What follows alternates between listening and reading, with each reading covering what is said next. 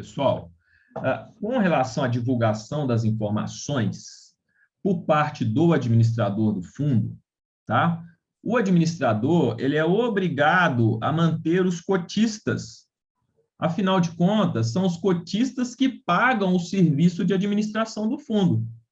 Então, o administrador ele tem que ter a máxima transparência possível na hora de divulgar as informações. Então, ele tem todo um protocolo lá para seguir, certo? Divulgar as informações conforme o que está descrito lá na CVM, tá? Mas o que ele tem que fazer? Todos os dias, ele é obrigado a divulgar o valor da cota do patrimônio líquido do fundo. Então, ele tem que falar, olha, essa cota ontem valia X, hoje vale Y, e o fundo tem um patrimônio líquido de Z, tá? Todo mês ele vai enviar ao investidor, claro, via meio eletrônico, o extrato da conta investimento dele.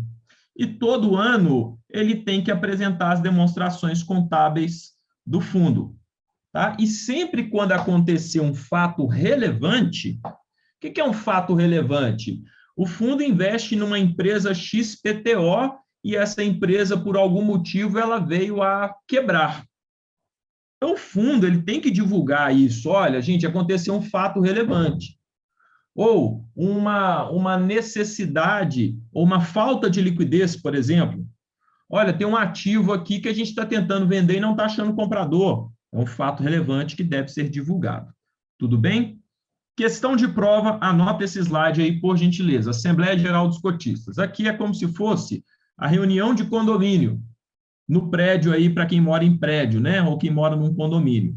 Para que serve essa Assembleia Geral dos Cotistas?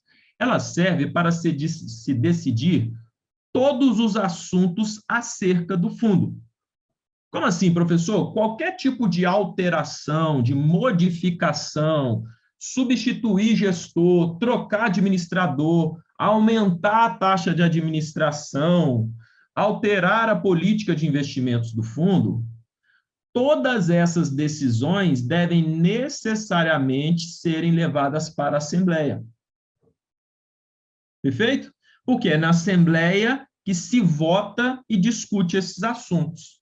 Então, presta atenção, o fundo, o gestor, ele não pode trocar deliberadamente as regras do fundo no meio do caminho. No momento que você fez a adesão, qualquer alteração tem que passar por votação em assembleia.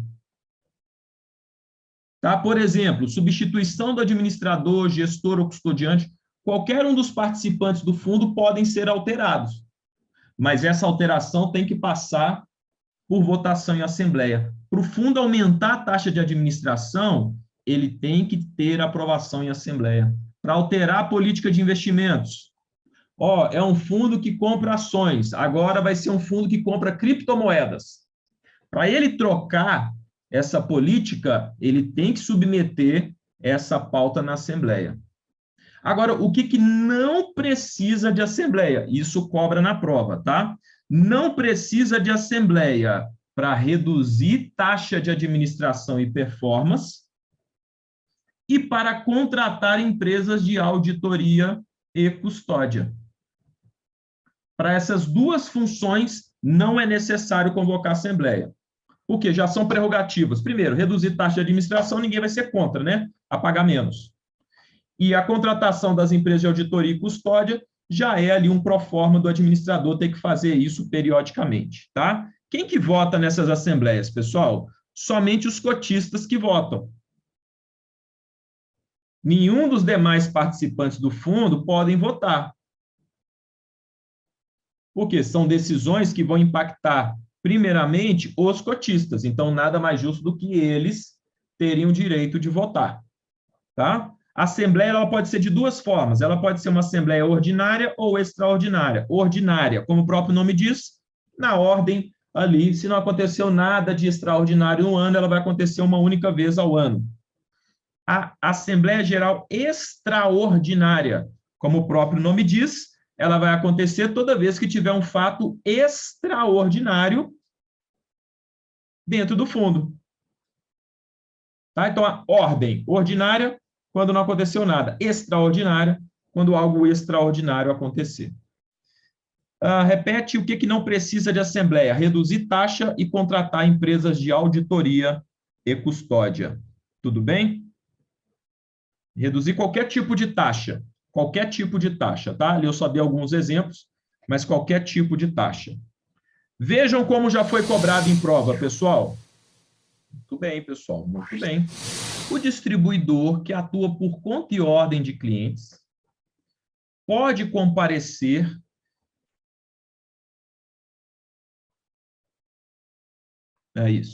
e votar nas assembleias representando o titular. Quem que é o distribuidor que atua por conta e ordem? Só para a gente entender. A XP, por exemplo, é um distribuidor que atua por conta e ordem. A XP distribui um fundo da Capitalo, que é uma outra gestora. Tá legal? Então, eu tenho aqui o cliente coloca o dinheiro dele na XP e, através da XP, ele acessa esse fundo da Capitalo. Aí fala assim, a XP pode comparecer e votar nas assembleias representando o investidor? Sim. Resposta, sim, desde que tenha uma procuração específica para representar esse investidor nas assembleias. Tudo bem? Então, resposta correta, letra A, sim, desde que tenha procuração para tal. Essa questão caiu na prova recentemente. Próxima.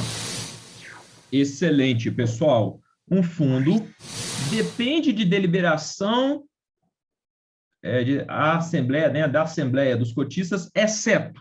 Então, ó, cuidado com essa palavra aqui, exceto. Então, eu quero saber o que não precisa de deliberação. Que ele está falando, depende, exceto. Para substituir o administrador, precisa? Precisa. Alterar política de investimentos? Precisa. Emitir novas cotas? Precisa. O que ele não precisa para reduzir a taxa de administração, performance ou custódia? Para reduzir as taxas no fundo, não precisa de convocar a assembleia. Tudo bem? Próxima. Muito bem, pessoal, muito bem. É prerrogativa para a convocação de uma Assembleia Geral de Cotistas em um fundo. Ou seja, o que precisa? O que é um tema para convocar uma Assembleia? Letra A, substituir o administrador, contratar o gestor, reduzir não precisa, que a gente acabou de responder. E contratar o auditor. Contratar o auditor também não precisa. Sua dúvida tem que ficar em letra A ou letra B. Tá legal? A resposta, letra A. Para alterar, substituir é alterar. Porque para contratar, quando você entrou no fundo, já tinha sido contratado o gestor. Você não participou da contratação dele. Agora, uma vez que contrataram o gestor, para substituir o gestor, aí sim você precisaria votar numa assembleia. Beleza? Muito bem, gente. Resposta correta, letra A. Legal. Olha só que interessante o que está falando aqui neste tema que cai na prova. Marca esse slide. Limites de concentração por emissor, tá? Limites de concentração por emissor. O que acontece? Você tem aqui um fundo de investimento e ele pode comprar aqui ativos, tá? Aí tem uma regra que diz o seguinte, um fundo, ele não pode ter 100% de papéis de um único emissor. Vou dar um exemplo aqui, que é o Banco Itaú. Ele não pode ter 100% em CDBs, de CDB do Banco Itaú. Ele não pode. Por que ele não pode? Porque a regra não permite. A regra diz o seguinte, pessoal, presta atenção o que diz a regra. Isso aqui é muito importante, é uma questãozinha de graça que cai na prova para vocês. Quando o emissor for uma instituição financeira, o limite máximo que um fundo pode ter de um mesmo emissor, quando ele for uma instituição financeira, será de 20%. Quando o emissor for uma instituição não financeira, o limite máximo será de 10%. E quando for a União, ou seja, títulos públicos do governo, aí sim eu posso ter 100%. Então, olha só, instituição financeira, máximo 20. Instituição não financeira, o máximo 10. O que é uma instituição não financeira? A Petrobras, a Vale, a Via Varejo, a Gerdau. Quanto que eu posso ter no máximo desses papéis dentro do fundo? 10%. E bancos? No máximo 20%. Lembrando o seguinte, o administrador, já caiu na prova assim, pode ter papéis do próprio administrador? Pode, porque o administrador, ele é uma instituição financeira. E se é uma instituição financeira, o máximo que pode ter, 20%. Olha como que já caiu na prova sobre este tema. Acabei de receber da nota, estava demorando, hein? Tempo que ela não aparece, ó. Nossa Rádio Ambima informa. Caiu na prova. Sobre o limite de concentração o limite de concentração em fundos para ativos de um mesmo emissor. Esse limite para emissores financeiros, 1, e não financeiros, 2. Está perguntando duas coisas. Primeiro, instituição financeira e não financeira, respectivamente. Já preenche 20 e 10 e busca a sua resposta. Olha lá, ó. Letra D de dado. 20 é o máximo para a instituição financeira e 10 é o máximo para a instituição não financeira. Beleza? E esse limite, ele tem por objetivo reduzir qual tipo de risco? Leiam a questão com calma para responderem, tá? Excelente. O limite de concentração por emissor de 20% que existe nos fundos de renda fixa visa reduzir qual tipo de risco? Raciocina comigo. Se pudesse ter 100% em papéis do Itaú, e o Itaú vai e quebra, concorda comigo que eu tenho 100% do fundo comprometido? Agora, respeitando o limite de concentração por emissor dentro do fundo. Imagina que eu tenho 20% de papéis do Itaú, tem 20% de papéis do Bradesco, tem 20% em papéis do Santander e 20% papéis, que outro banco aqui, hein? Da Caixa e 20% papéis do Banco do Brasil. Olha o que acontece se o Itaú quebrar. Eu vou perder 20% do patrimônio do fundo, mas eu salvei o restante. Então, aqui, eu estou reduzindo o risco de crédito, que é o risco de calote, é o risco do banco quebrar. Por isso que eles colocam esse limite de concentração por emissor. Então, esse limite tem por objetivo reduzir o risco de crédito. Resposta correta, letra B de bolo.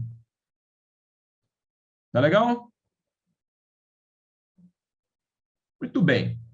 Vamos agora falar sobre um tema importante, que são as taxas que podem ser cobradas em um fundo. É o nosso último tema de hoje, tá? Para a gente poder finalizar a nossa aula hoje. Olha só, um fundo, ele pode ter 4 tipos de taxa. Vou colocar aqui, ó, taxas. Ele pode ter a taxa de administração, pode ter a taxa de performance, pode ter a taxa chamada de ingresso ou entrada, que significa a mesma coisa, entrada, e pode ter taxa de saída, tá? Ingresso e entrada é muito tranquilo. O ingresso cobra quando está entrando, saída, na verdade é o contrário aqui, né? Essa setinha para não confundir. Vou colocar aqui que facilita. Ó, ingresso quando está entrando, saída quando você está saindo do fundo. Beleza, aqui não tem dúvida, e por não ter dúvida, não cobra na prova, tá? Porque não tem muita dúvida nessa taxa aqui. É parecido, tá? Viu, Zé? Parecido, mas não é a mesma coisa. Tá, e a taxa de administração? A taxa de administração, ela é utilizada para remunerar o serviço de administração do fundo. Ela é como se fosse, então, o salário do administrador. Beleza? Presta atenção, pessoal. A taxa de administração, ela não cobre todas as despesas do fundo. Esse não é o objetivo da taxa de administração. O objetivo da taxa de administração é única e exclusivamente remunerar o administrador e os demais prestadores de serviço do fundo. É isso que ela faz. Ela não cobre as demais despesas. O fundo tem outras despesas. A taxa de administração é uma das despesas. Inclusive, se você tem um fundo e a taxa de administração desse fundo ela é muito alta, ela vai comprometer o resultado do fundo, porque quanto maiores forem as despesas, na hora que você vai fazer aquele cálculo, valor de mercado, soma receita, tira as despesas, se você tira muita despesa, você vai comprometer o resultado do fundo. Ok? Então, para isso serve a taxa de administração. Ela é expressa ao ano, mas ela é deduzida e apurada diariamente, porque eu calculo a cota diariamente. Então, nada mais justo do que você pegar a proporção da taxa de administração ao dia e saber quanto que a taxa de administração é provisionada para esse dia. Ela é cobrada independente do resultado do fundo. Não é assim, o fundo só vai cobrar a taxa de administração se der resultado positivo. Não. É igual salário. Salário, se você bate a meta, você recebe salário. Se você não bate a meta, você recebe o salário do mesmo jeito. Enquanto você estiver empregado, você vai receber seu salário. O administrador, a mesma coisa. Ele não garante que vai entregar resultado, ele vai trabalhar fazendo o melhor possível.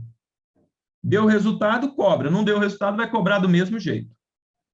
Já a taxa de performance, não. A taxa de performance é como se fosse um bônus pelo excelente resultado que o gestor proporcionou. Então, só um exemplo, tá? Que eu vou dar um exemplo. Imagina que o fundo coloca uma meta de 100% do CDI. E ele fala assim, ô fundo, tudo que você ultrapassar a 100% do CDI, então, por exemplo, imagina que o fundo rendeu 130% do CDI. Quanto que ultrapassou do CDI aqui, ó? 30%. Então, sobre esse excesso, você pode cobrar uma taxa, que geralmente ela gira em torno de 20%. Então, eu vou cobrar 20% sobre esse excedente. É um bônus. É um bônus. Que aí você vai motivar mais ainda o gestor e o administrador a buscar um melhor resultado para o fundo. Tá legal? Vai dar uma motivação maior. Ó, se você entregar mais resultado, você vai ganhar mais dinheiro. Tá legal? Então, essas são as taxas que podem ser cobradas, tá? Tem um detalhe aqui que cobra na prova, falando sobre o conceito da linha d'água. O que é o conceito da linha d'água? Isso aqui está relacionado à taxa de performance. O conceito da linha d'água diz o seguinte: ele vai me mostrar qual que é a metodologia para a cobrança e cálculo da taxa de performance em um fundo. Então, na metodologia lá, né, no conceito da linha d'água, vai estar assim, ó, a taxa de performance será cobrada se o fundo ultrapassar o benchmark, será cobrada no período de cobrança, 6 meses. No mínimo 6 meses de observação.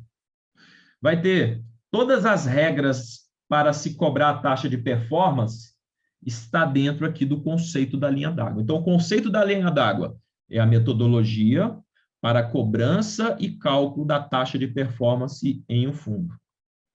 Ok? Periodicidade da cobrança, no mínimo 6 meses. Não é assim, bati meta um mês, cobra. No outro mês não entreguei. Não cobra. Bateu no outro mês, então cobra. Não. Você tem que ter uma consistência de no mínimo 6 meses para justificar a cobrança da taxa de performance. Perfeito? Então, aqui está essa parte que eu comentei, entrada, saída e o que cobra na prova sobre isso.